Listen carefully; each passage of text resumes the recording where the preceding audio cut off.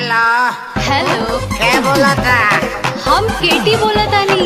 हम तो हर दिल के पेटी बोला तानी। का करे तारा?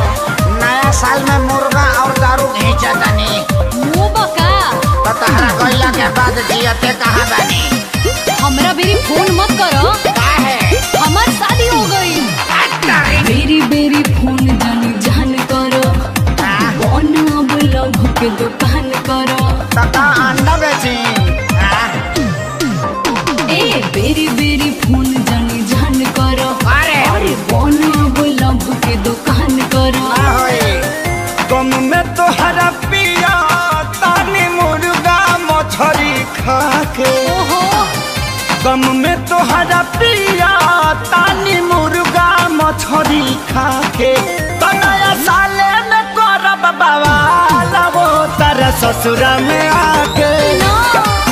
नया साले में करब बवाल वो तारा ससुरा में